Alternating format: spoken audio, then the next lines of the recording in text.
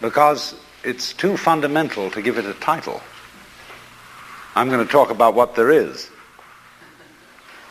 Now, the first thing, though, that we have to do is to get our perspectives with some background about the basic ideas which, as Westerners living today in the United States, influence our everyday common sense, our fundamental notions about what life is about. And there are historical origins for this which influence us more strongly than most people realize. Ideas of the world which are built into the very nature of the language we use and of our ideas of logic and of what makes sense altogether. And these basic ideas I call myth, not using the word myth to mean simply something untrue, but to use the word myth in a more powerful sense. A myth is an image in terms of which we try to make sense of the world. Now, for example, a myth in a way is a metaphor. If you want to explain electricity to someone who doesn't know anything about electricity, you say, well, you talk about an electric current. Now, the word current is borrowed from rivers. It's borrowed from hydraulics. And so you explain electricity in terms of water. Now, electricity is not water. It behaves actually in a different way, but there are some ways in which the behavior of water is like the behavior of electricity, and so you explain it in terms of water. Or if you're an astronomer and you want to explain to people what you mean by an expanding universe and curved space, you say, well, it's as if you had a black balloon, and there are white dots on the black balloon, and those dots represent galaxies. And as you blow the balloon up, uniformly, all of them grow and grow farther apart. But you're using an analogy. The actual universe is not a balloon with white dots on it. So in the same way, we use these sort of images to try and make sense of the world, and we at present are living under the influence of two very powerful images, which are, in the present state of scientific knowledge, inadequate.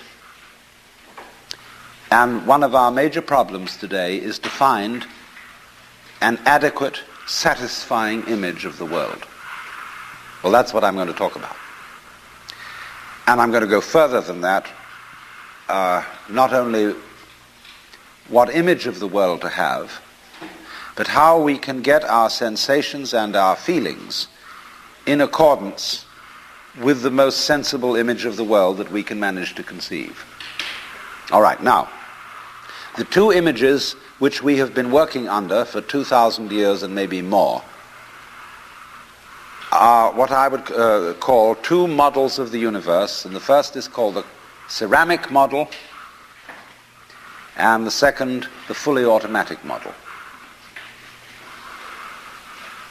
The ceramic model of the universe is based on the book of Genesis, from which Judaism, Islam, and Christianity derive their basic picture of the world.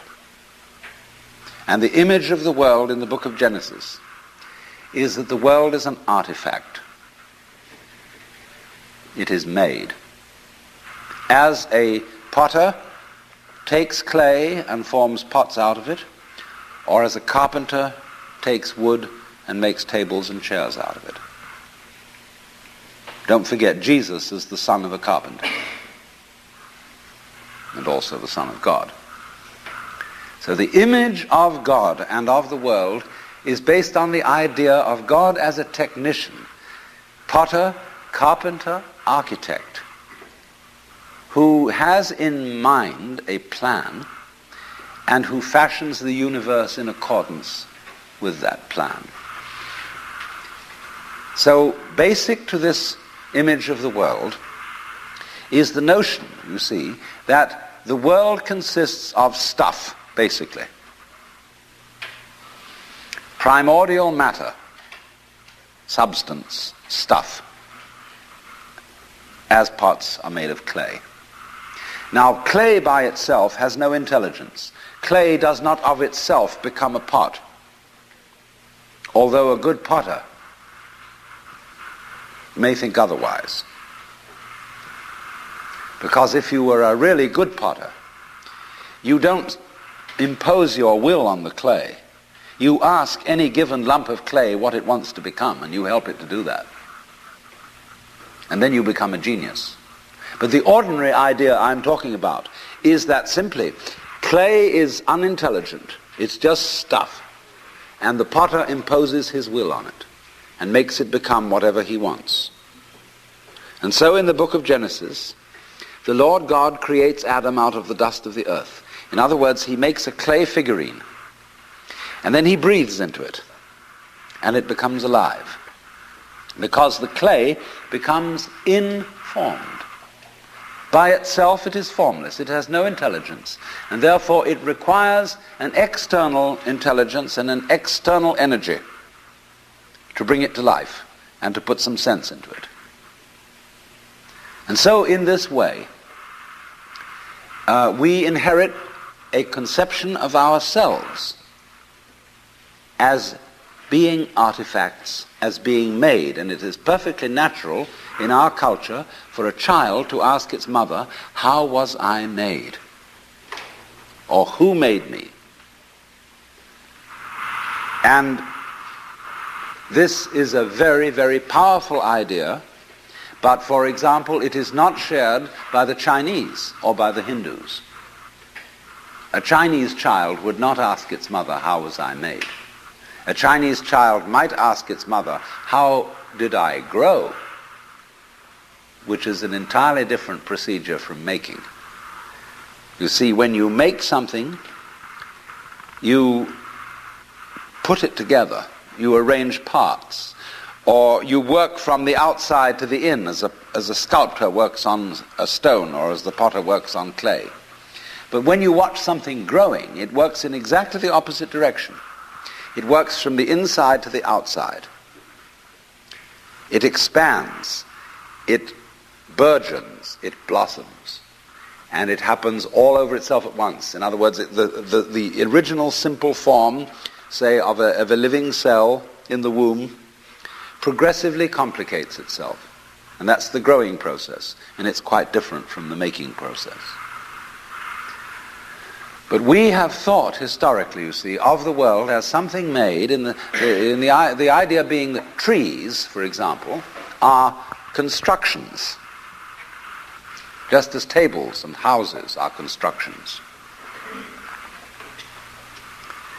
And so there is, for that reason, a fundamental difference between the made and the maker. And this image, this ceramic model of the universe, originated in cultures where the form of government was monarchical, and where, therefore, the maker of the universe was conceived also at the same time in the image of the king of the universe. King of kings, Lord of lords, the only ruler of princes, who dost from thy throne behold all dwellers upon earth. I'm quoting the Book of Common Prayer.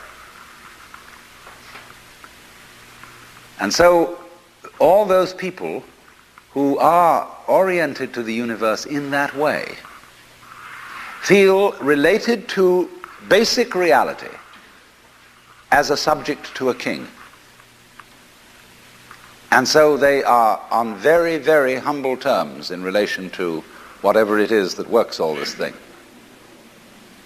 I find it odd in the United States that people who are citizens of a republic have a monarchical theory of the universe. Because we are carrying over from very ancient Near Eastern cultures the notion that the Lord of the universe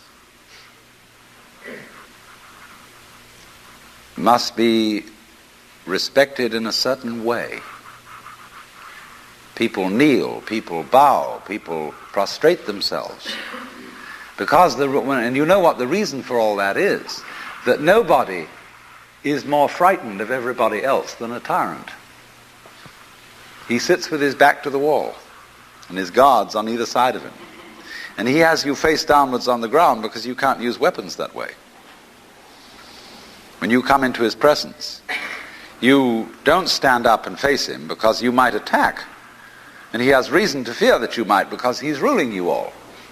And the man who rules you all is the biggest crook in the bunch. Because he's the one who's succeeded in crime. The other people are pushed aside because the criminals, the people we lock up in jail, are simply the people who didn't make it. So naturally, the real boss sits with his back to the wall and his henchmen on either side of him. And so when you design a church, what does it look like? Catholic church with the altar as it used to be. It's changing now because the Catholic religion is changing. But the Catholic Church has the altar with its back to the wall at the east end of the church.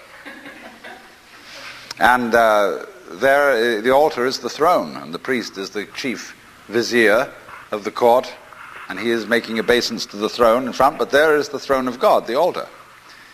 And all the people are facing it and kneeling down.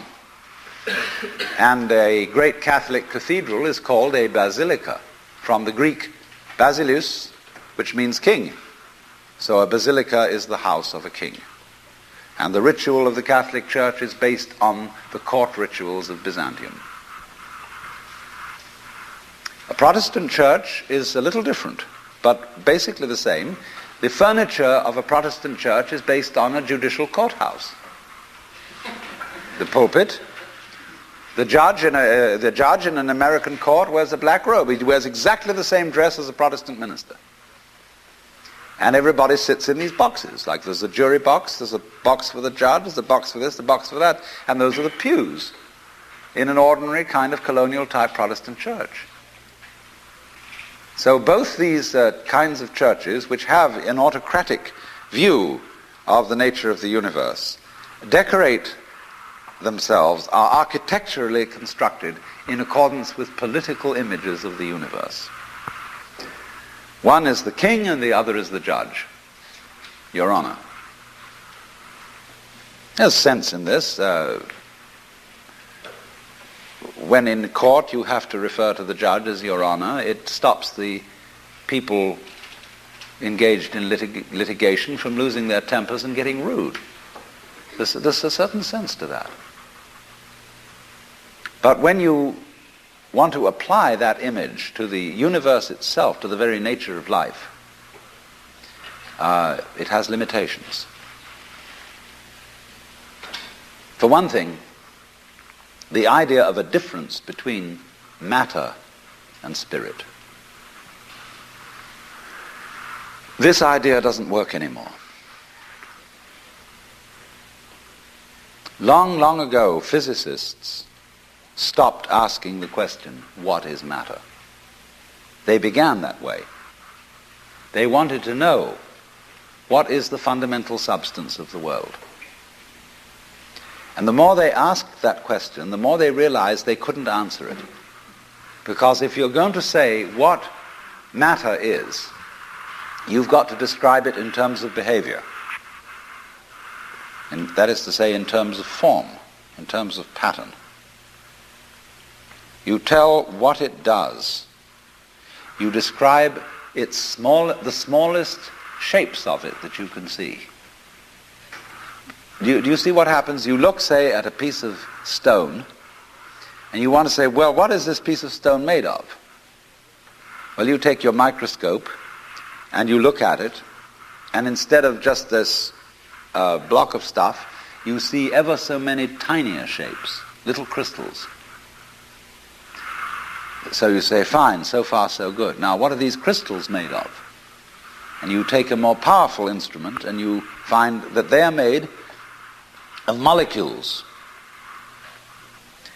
And then you take still more powerful instruments to find out what the molecules are made of, and you begin to describe atoms, electrons, protons, mesons, all sorts of subnuclear particles. But you never arrive at the basic stuff, because there isn't any. What happens is this. Stuff is a word for the world as it looks when our eyes are out of focus. Fuzzy. Stuff, the idea of stuff is that it's undifferentiated as some kind of a goo. And when your eyes are not in sharp focus, everything looks fuzzy. When you get your eyes into focus, you see a form, you see a pattern. But when you want to change the level of magnification and go in closer and closer and closer, you get fuzzy again before you get clear.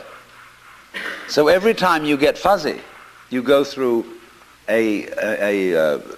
thinking there's some kind of stuff there. But when you get clear, you see a shape. And so all that we can talk about is patterns. We never can talk about the stuff of which these patterns is supposed to be made, because you don't really have to suppose that there is any. It's enough to talk about the world in terms of pattern. It describes anything that can be described. And you don't really then have to suppose that there is some stuff which constitutes the essence of the pattern in the same way that clay constitutes the essence of pots. Clay, and so for this reason, you don't really have to suppose that the world is some kind of helpless, passive, unintelligent junk which an outside agency has to inform and make it into intelligent shapes. So the picture of the world in the most sophisticated physics of today is not formed stuff, potted clay, but pattern. A self-moving, self-designing pattern, a dance. And we haven't yet, our common sense as individuals hasn't yet caught up with this. Well now, in the course of time, in the evolution of Western thought, the ceramic image of the world ran into trouble and changed into what I call the fully automatic model or image of the world. In other words, Western science was based on the idea that there are laws of nature. And it got that idea from Judaism and Christianity and Islam. That, in other words, the potter, the maker of the world, in the beginning of things, laid down the laws. And the law of God, which is also the law of nature, is called the Logos. And in Christianity, the Logos is the second person of the Trinity, incarnate as Jesus Christ, who thereby is the perfect exemplar of the divine law.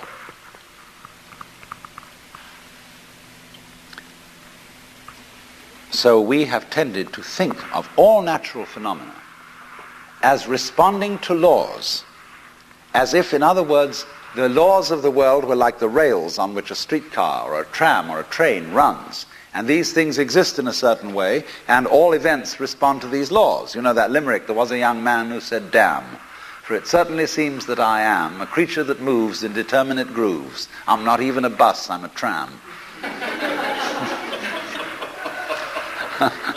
So, here's this idea that there's a kind of a plan, and everything responds and obeys that plan. Well, in the 18th century, Western intellectuals began to suspect this idea.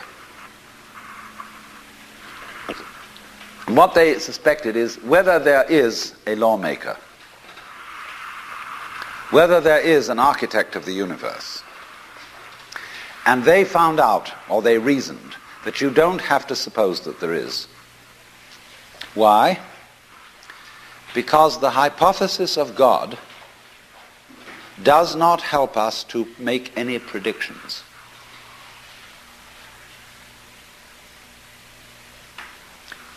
Nor does it in other words, let's put it this way. If the business of science is to make predictions about what's going to happen, science is essentially prophecy. What's going to happen? By studying the behavior of the past and describing it carefully, we can make predictions about what's going to happen in the future. That's really the whole of science. And to do this, and to make successful predictions, you do not need God as a hypothesis, because it makes no difference to anything. If you say everything is controlled by God, everything is governed by God, that doesn't make any difference to your prediction of what's going to happen.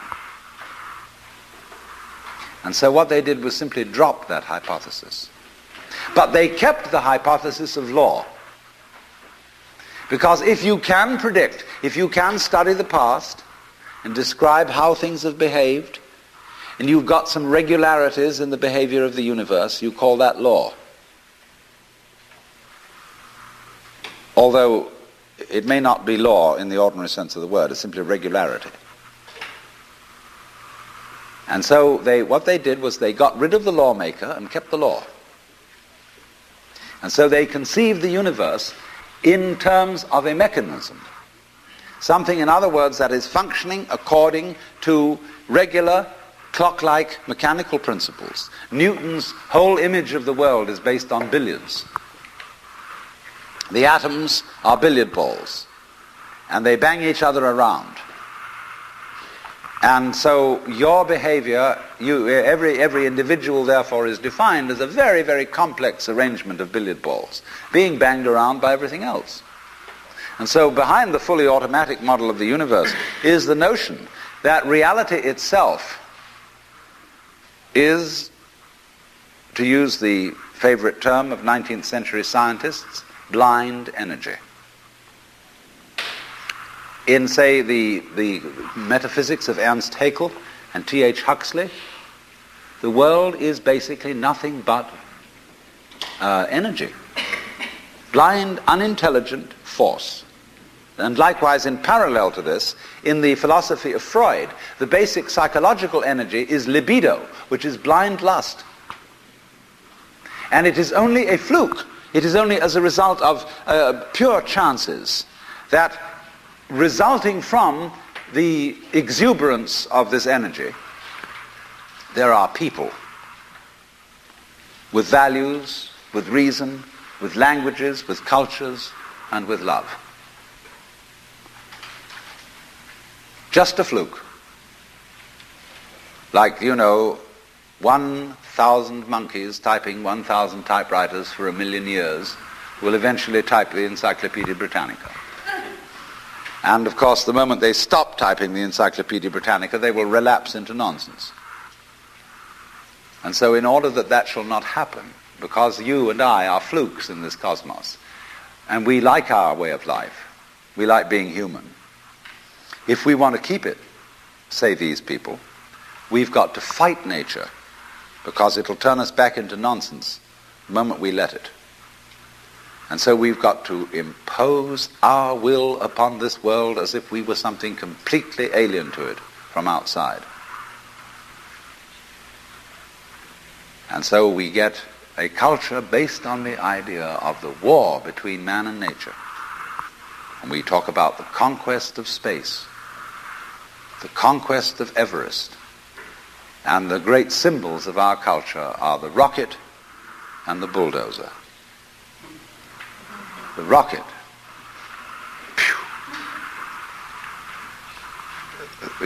Compensation for the sexually inadequate male. Real libido. So we're going to conquer space. We're in space already, way out. If anybody cared to be sensitive and let what's outside space come to you, you can, if your eyes are clear enough. Aided by telescopes, aided by radio astronomy, aided by all the kind of sensitive instruments we can devise. We are as far out in space as we're ever going to get. But, sensitivity isn't the pitch. Especially in the WASP culture of the United States, we define manliness in terms of aggression. You see, because we're a little bit frightened as to whether we are really men.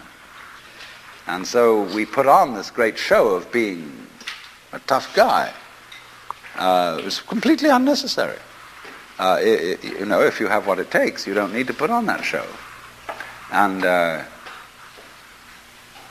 you don't need to beat nature into submission. Why be hostile to nature? Because after all, you are a symptom of nature. You, as a human being, you grow out of this physical universe in just exactly the same way that an apple grows off an apple tree.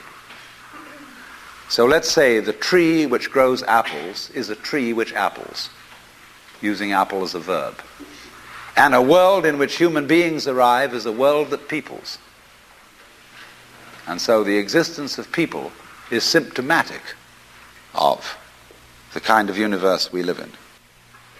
You, as a human being, you grow out of this physical universe in just exactly the same way that an apple grows off an apple tree. So let's say the tree which grows apples is a tree which apples, using apple as a verb. And a world in which human beings arrive is a world that peoples. And so the existence of people is symptomatic of the kind of universe we live in. Just as spots on somebody's skin are symptomatic of chickenpox. Just as hair on a head is symptomatic of what's going on in the organism. But we have been brought up by reason of our two great myths, the ceramic and the fully automatic, not to feel that we belong in the world. So our popular speech reflects it. We say, I came into this world. You didn't. You came out of it. We say, face facts. We talk about encounters with reality, as if it was a head-on meeting of completely alien agencies, and the average person has the sensation that he is a somewhat that exists inside a bag of skin, a center of consciousness, which looks out at this thing, and what the hell's it going to do to me? You see? I recognize you. You kind of look like me, and I've seen myself in a mirror, and you look like you might be people. So maybe you're intelligent, maybe you can love too. And perhaps you're all right. Some of you are anyway. If you've got the right color of skin, or you have the right religion, or whatever it is, you're okay. But there are all those people over in Asia, Africa, and they may not really be people. When you want to destroy someone, you always define them as unpeople. So, but we have this hostility to the external world because of the superstition, the myth, the absolutely unfounded theory that you yourself exist only inside your skin. Now, I want to propose another idea altogether. And other astronomers, there's two great theories going on in astronomy about the origination of the universe. One is called the explosion theory, and the other is called the steady state theory. The steady state people say there never was a time when the world began. It's always expanding, yes, but always as a result of free hydrogen in space. With the free hydrogen coagulates and makes new galaxies. But the other people say there was a primordial explosion, an enormous bang millions of years ago, billions of years ago, which flung all the galaxies into space. Well, let's take that just for the sake of argument and say that was the way it happened. It's like you took a bottle of ink and you threw it at a wall. A smash, and all that ink spreads. And in the middle, it's dense, isn't it? And as it gets out on the edge, the little droplets are finer and finer and make more complicated patterns. See? So in the same way, there was a big bang in the beginning of things, and it spread. And you and I, sitting here in this room, as complicated human beings, are way, way out on the fringe of that bang. We're the complicated little patterns on the end of it. Very interesting. But so we define ourselves as being only that. If you think that you are only inside your skin, you define yourself as one very complicated little curlicue, way out on the edge of that explosion, way out in space and way out in time. Billions of years ago, you were a big bang. But now you're a complicated human being. And then we cut ourselves off like this and don't feel that we're still the Big Bang. But you are. Depends how you define yourself. You are actually, if this is the way things started, if there was a Big Bang in the beginning, you're not something that is a result of the Big Bang. You're not something that is a sort of puppet on the end of the process. You are still the process. You are the Big Bang, the original force of the universe, coming on as whoever you are. See, when I meet you, I see not just what you define yourself as, Mr. So-and-so, Miss So-and-so, Mrs. So-and-so. I see every one of you as the primordial energy of the universe coming on at me in this particular way. I know I'm that too. But we've learned to define ourselves as separate from it. And so what I would call a kind of a basic problem we've got to go through first is to understand that there are no such things as things. That is to say, separate things or separate events. That is only a way of talking. And if you can understand this, you're going to have no further problems. I once asked a group of high school children, what do you mean by a thing? And first of all, they gave me all sorts of synonyms. They said it's an object, which is simply another word for a thing. It doesn't tell you anything about what you mean by a thing. And finally, a very smart girl from Italy who was in the group said a thing is a noun.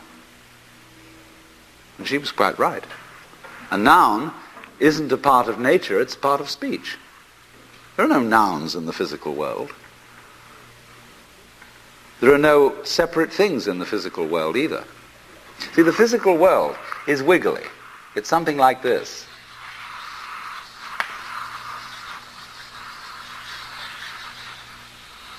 Maybe that's a cloud. But clouds, mountains, trees, people are all wiggly. And only when human beings get working at things, they build buildings in straight lines and try and make out that the world isn't really wiggly. But here are we sitting in this room all built on straight lines, but each one of us is as wiggly as all get out. Now then, when you want to get control of something that wiggles, it's pretty difficult, isn't it? You try and pick up a fish in your hands, and the fish is wiggly and it slips out. What do you do to get hold of a fish? You use a net. And so the net is the basic thing we have for getting hold of the wiggly world. And so if you want to get hold of this wiggle, you've got to put a net over it. You see? Now what's going to happen? A net is something regular. And I can number the holes in a net. So many holes up, so many holes across. And if I can number these holes, I can count exactly where each wiggle is in terms of a hole in that net. And that's the beginning of calculus, the art of measuring the world. But in order to do that, I've got to break up the wiggle into bits. And I've got to call this a specific bit, and this the next bit of the wiggle, and this the next bit, and this the next bit of the wiggle. And so these bits are things or events. Bits of wiggles, which I mark out in order to talk about the wiggle, in order to measure it, and therefore in order to control it. But in nature, in fact, in the physical world, the wiggle isn't bitted. Like you don't get a cut-up fryer out of an egg. But you have to cut the chicken up in order to eat it. You bite it. But it doesn't come bitten. So the world doesn't come thinged. It doesn't come evented. You and I are all as much continuous with the physical universe as a wave is continuous with the ocean. The ocean waves, and the universe peoples. And as the wave, I wave at you and say, you! The world is waving at you, at me with you, and saying, hi, I'm here. But our consciousness, the way we feel and sense our existence, being based on a myth that we are made, that we are parts, that we are things, our consciousness has been influenced so that each one of us does not feel that. We feel we have been hypnotized, literally hypnotized, by social convention into feeling and sensing that we exist only inside our skins. That we are not the original bang, but just something out on the end of it. And therefore we are scared stiff. Because my wave is going to disappear. And I'm going to die. And that would be awful. We've got a mythology going now, which as Father Maskell put it, we're nothing but something that happens between the maternity ward and the crematorium. And that's it. And therefore everybody feels unhappy and miserable. You know, this is what people really believe today. You may go to church, you may say you believe in this, that, and the other, but you don't. Even Jehovah's Witnesses, who are the most fundamentalists, they're polite when they come round and knock at the door. But if you really believed in Christianity, you'd be screaming in the streets. But nobody does. You'd be taking full-page ads in the paper every day. You'd have the most terrifying television programs. The churches would be going out of their minds if they really believe what they teach. But they don't. They think they ought to believe what they teach. They believe they should believe, but they don't believe it, because what we really believe is the fully automatic model. And that is our basic, plausible common sense. You are a fluke. You are a separate event. And you run from the maternity ward to the crematorium, and that's it, baby. That's it. Now, why does anybody think that way? There's no reason to, because it isn't even scientific. It's just a myth. And it's invented by people who wanted to feel a certain way. They want to play a certain game. See, the game of God got embarrassing. The idea of God as the potter, the architect of the universe, is good, and it makes you feel that life is, after all, important. There is someone who cares. It has meaning, it has sense, and you are valuable in the eyes of the Father. But after a while, it gets embarrassing. When you realize that everything you do is being watched by God. He knows your tiniest, inmost feelings and thoughts, and you say after a while, quit bugging me.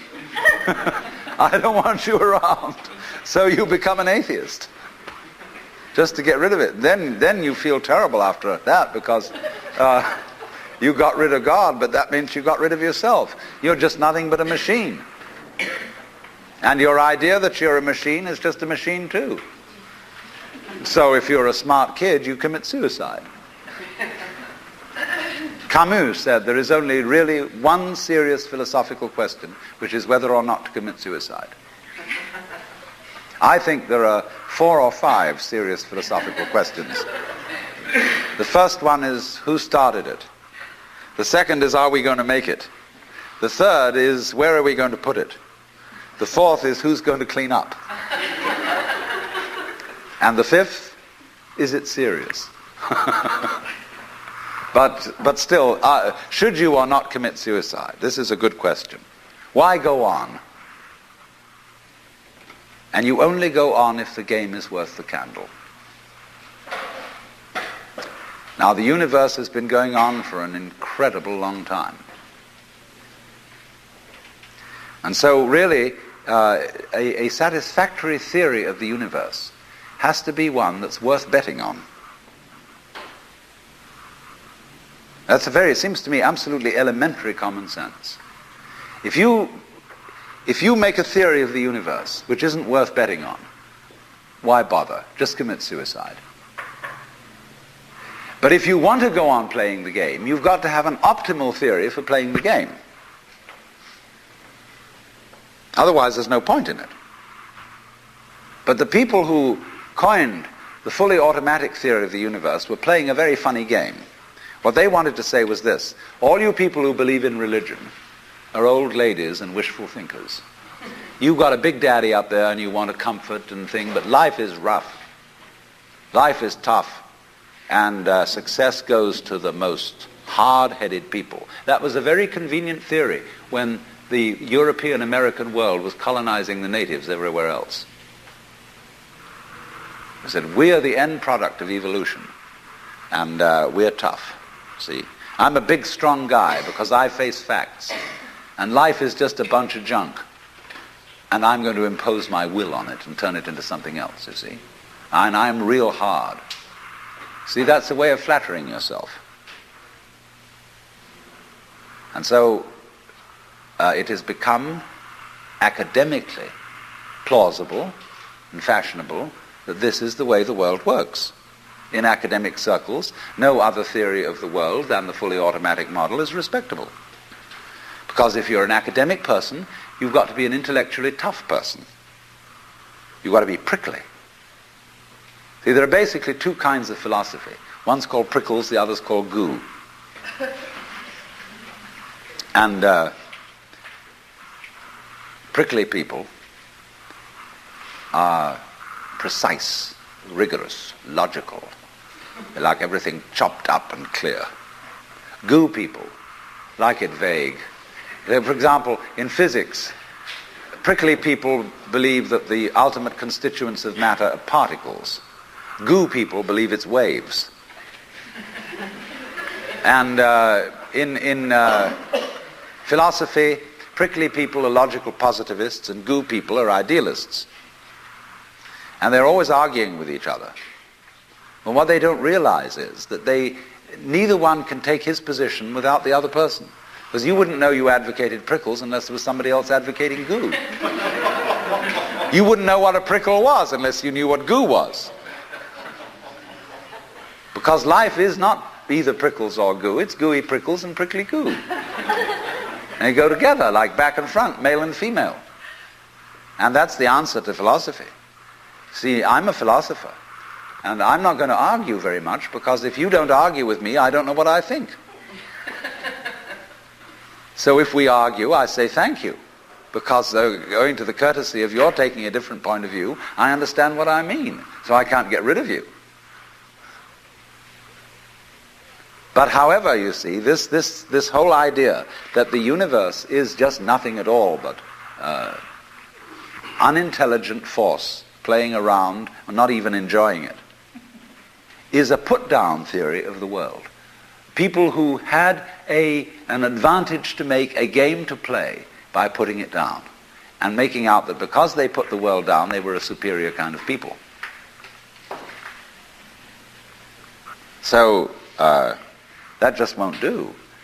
We've had it.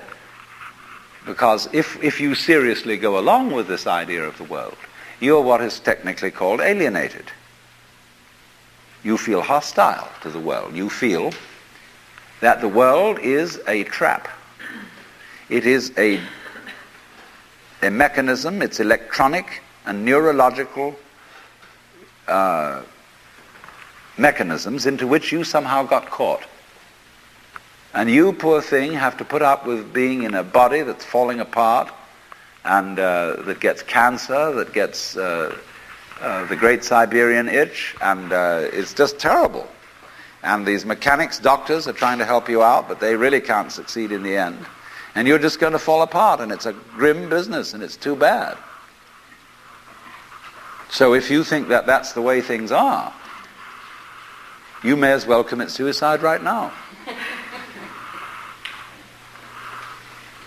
Unless you say, well, I daren't, because there really, after all, there might be eternal damnation in the back of the thing if I did that. Or then I identify with my children or something, and I think of them going on and without me and nobody to support them. But of course, if I do go on in this frame of mind and continue to support them, I shall merely teach them to be like I am. And they'll go on dragging it out to support their children, and they won't enjoy it, and they'll be afraid to commit suicide, and so will their children. They all learn the same lesson. So you see, all I'm trying to say is that the basic common sense about the nature of the world that is influencing most people in the United States today, the fully automatic model, is simply a myth. If you want to say that the idea of God the Father with his white beard on the golden throne is a myth, in the bad sense of the word myth, so is this other one. It's just as phony and has just as little to support it as being the true state of affairs. Why? And let's get this clear. If there is any such thing at all as intelligence and love and beauty, well, you found it in other people. In other words, it exists in us as human beings. And as I said, if it is there in us, it is symptomatic of the scheme of things. We are as symptomatic of the scheme of things as the apples are symptomatic of the apple tree or the rose of the rose bush.